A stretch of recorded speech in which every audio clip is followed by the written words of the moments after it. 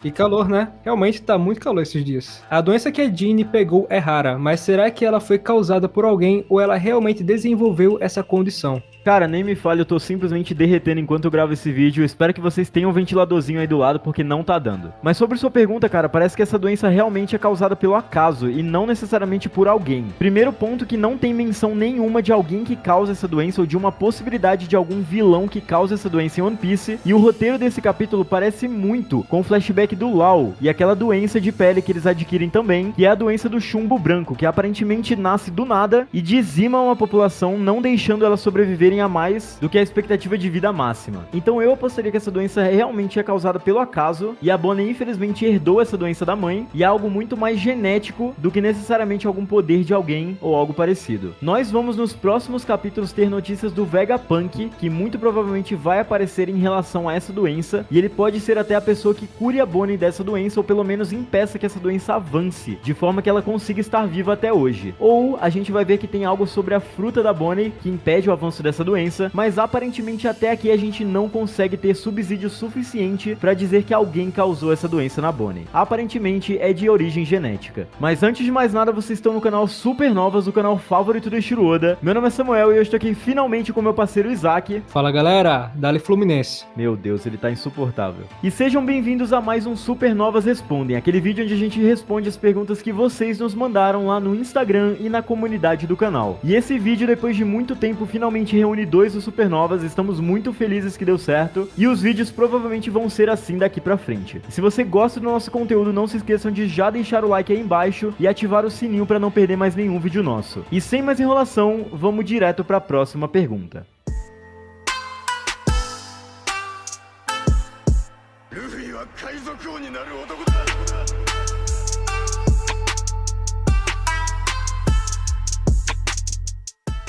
Mas antes de irmos direto para esse vídeo, nós vamos falar sobre o patrocinador desse vídeo. É um aplicativo onde você pode ver filmes, séries, desenhos, animes, jogos de futebol, conteúdo infantil e muito mais. Compatível com quase todos os dispositivos Android que existem. Nele você pode ver One Piece em excelente qualidade, sem anúncios e até ver seu time jogar no seu campeonato favorito. Uma das maiores vantagens é que esse aplicativo é livre de anúncios, então você pode ver seu conteúdo favorito sem aquelas interrupções chatas. E tudo isso na melhor qualidade de imagem, até em 4K. Incrível, né? Nós já utilizamos esse aplicativo, então baixem vocês também. Todos os links estão na descrição e no comentário fixado. Agora sim, vamos voltar para o vídeo. O Ulisses Freitas falou o seguinte: por que a visão do futuro do Shanks não foi ativada antes que o Luffy comesse a fruta? Será se a mesma atrapalhou de alguma forma? Cara, o que acontece é que o One Piece evoluiu muito com o tempo e não necessariamente algo que o Oda apresentou agora é algo que o Oda planejava desde o começo. Com certeza sim, o Shanks era um cara extremamente poderoso desde o começo da obra e isso já era planejado pelo Oda, até porque desde o começo ele enfatiza o fato que ele queria que os vilões finais ou os adversários finais do Luffy, entre aspas, seriam os Yonkous, e o Shanks estava nessa lista. Isso sem a participação dos Chichibukais até aquele momento. Então o hack do rei, o hack da observação e o hack do armamento não foram apresentados desde o começo, a não ser só o hack do rei, que provavelmente era o único, mas logo depois, principalmente quase na chegada do novo mundo, com novos personagens poderosos sendo apresentados, Oda sentiu essa necessidade. Então sim, o Shanks poderia ter usado aquele haki, por mais que seja uma situação meio boba, né? O Luffy não causava nenhuma ameaça ali, então não tinha pra que o hack da observação ser ativado. Diferente do Kid, que iria destruir toda a tripulação dele em uma só rajada de energia. Aí sim o hack da observação tem que entrar para trabalhar. Então não foi necessariamente uma ameaça para que o hack fosse ativado. É até complicado tentar identificar como é que funciona exatamente o hack, mas isso aqui é roteiro. O Luffy precisava comer de qualquer jeito e na série foi até diferente, né? Porque o Luffy come em um local diferente, enquanto no anime o Luffy come do lado do Shanks. Então nem a visão periférica do Shanks foi capaz de ver o Luffy comendo a fruta, o que é engraçado.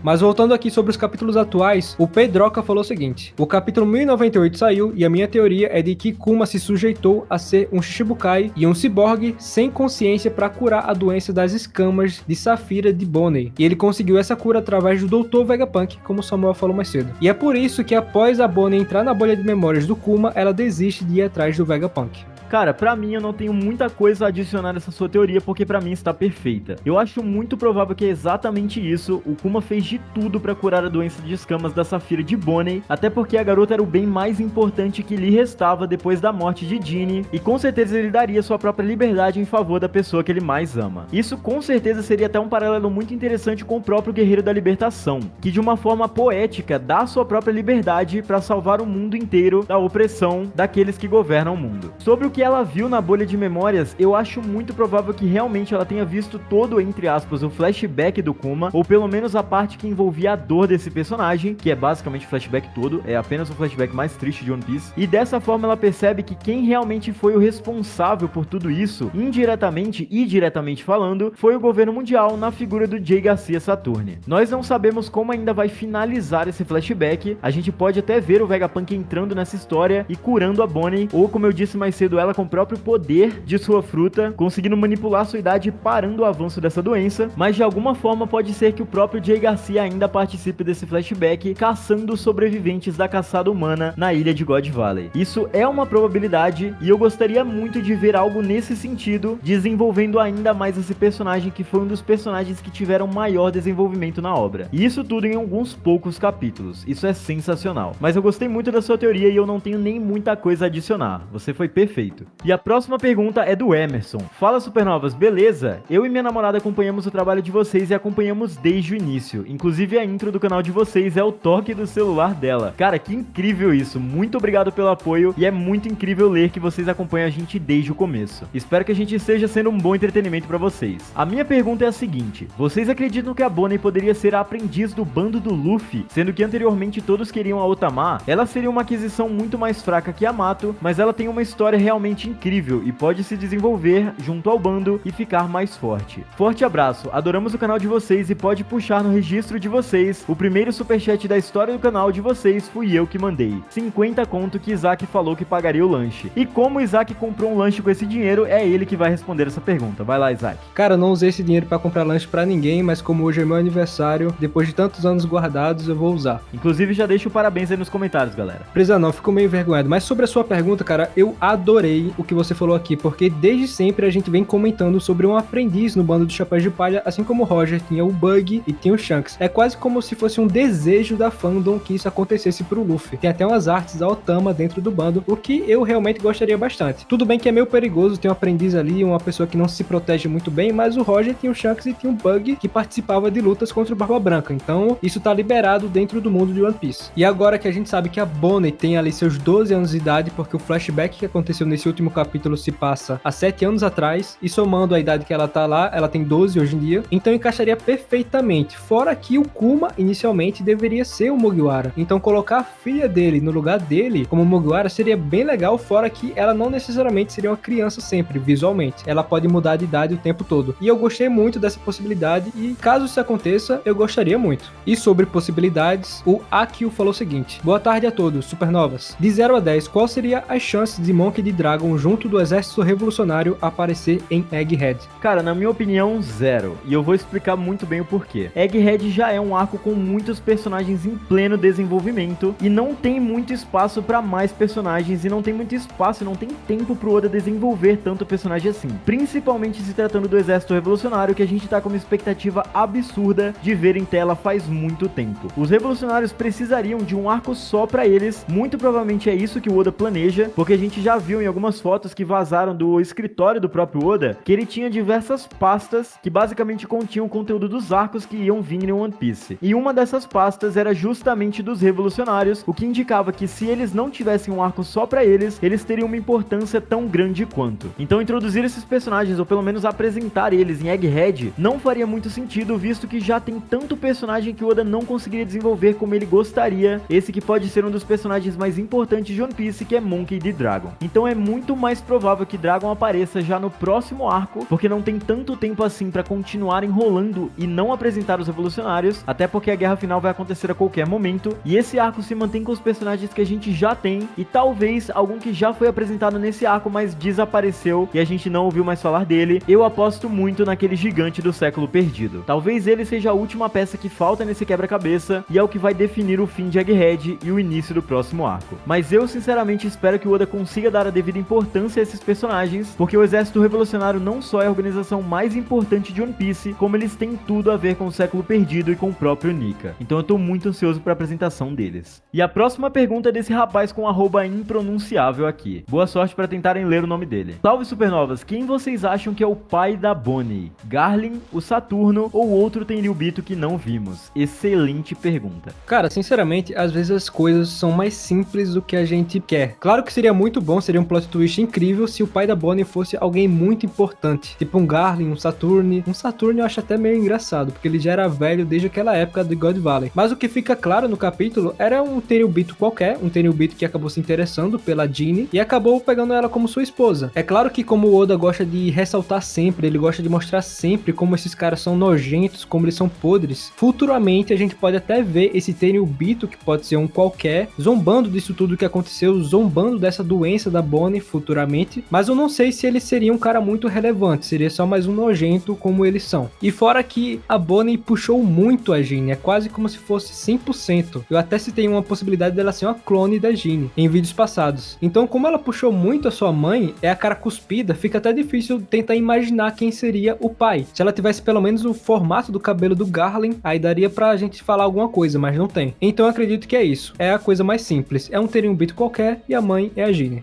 E a próxima pergunta que a gente escolheu aqui para dar uma pimentada no vídeo é sobre o Shanks contra o Luffy, coisa que Samuel adora falar, que eu acho que é um absurdo, o Shanks é herói. O Tony Mais Jr. falou o seguinte: salve Supernovas, depois de ver o hack do rei do Shanks no episódio 1082, não tem como, tem que haver time skip pro Luffy treinar, se ainda se considera uma luta entre esses dois, se não é derrota certa para o Chapéu de Palha. O cara crente que o Shanks é herói, quando se revelar vilão na obra eu quero ver quem vai aqui nos comentários me pedir desculpa. Dito isso, e não vamos entrar nesse assunto pelo amor de Deus, cara, esse episódio que lançou que mostrou o haki do rei do Shanks em ação, primeiro que foi aquela clássica exagerada da Toei, não foi muito parecido com o que a gente teve no mangá, foi um negócio bem mais visual, mas é claro que tem suas desculpas pra isso acontecer, até porque é um anime e precisa ser muito visual, então isso nós não vamos entrar tanto em discussão. O que tá em pauta aqui é sobre se Luffy realmente vai lutar contra Shanks, ou se eles vão ter um embate sim, mas não até a morte como seria com outros vilões. Luffy disse lá em Punk Hazard que ele ia lutar contra todos os Yonkous e tinha que chutar a bunda dos 4 pra ser rei dos piratas. Então em algum momento, quer queira ou quer não, ele vai lutar contra Shanks, mas pode ser que Shanks faça um desafio pro garoto. Ele saiba que ele é superior, no sentido força e poder e haki, mas ele faça entre aspas um desafio. Por exemplo, se Luffy conseguir machucá-lo de alguma forma, ele irá dar o poneglyph que falta pra ele e assim permitir que ele siga a jornada. Ou talvez o Shanks nem chegue a enfrentar o Luffy. Existem fortes teorias que dizem que o Barba Negra pode matar o Shanks muito antes do encontro dos dois, e o Luffy ou veria o Shanks morrendo, ou já veria o Shanks morto, e dessa forma ele teria uma motivação a mais para lutar contra o Barba Negra. Nós já fizemos vídeo em que abordamos essas teorias, e também diversas outras como um Dave Backfight entre o bando dos Mugiwaras e o bando do Shanks, então existem milhões de possibilidades. O que o Oda não vai fazer é colocar outro time skip em One Piece, pode ter certeza. Pelo menos não para deixar os Mugiwaras mais fortes, até porque isso é um recurso muito pontual que os autores usam, e ficar usando toda hora como desculpa para os protagonistas passarem tempo treinando e assim conseguirem derrotar seus oponentes é muito fraco. Eles têm que ter o seu desenvolvimento em tela para que a gente possa ver o que tá acontecendo, e o desenvolvimento deles é lutando contra personagens, e não só treinando como aconteceria num time skip. Então pode ter certeza que não vai ter outro time skip, e que o Oda vai trabalhar com o que ele tem para o Luffy derrotar o Shanks, ou pelo menos para ele conseguir devolver entre aspas o chapéu para Shanks, que com certeza o Ruivo não vai aceitar, e seguir em frente em sua jornada pro One Piece. Mas pelo amor de Deus, time skip de novo não. E é com isso que nós encerramos esse vídeo, galera. Espero que vocês tenham gostado. Se vocês gostaram das nossas respostas, já deixem aí nos comentários o que vocês acharam desse vídeo. E não se esqueçam de seguir a gente nas nossas redes sociais e mandar as suas perguntas. Quem sabe vocês apareçam no próximo vídeo. Se inscrevam no canal se ainda não são inscritos e ativem o sininho para não perder mais nenhum vídeo nosso. E é isso, galera. Valeu!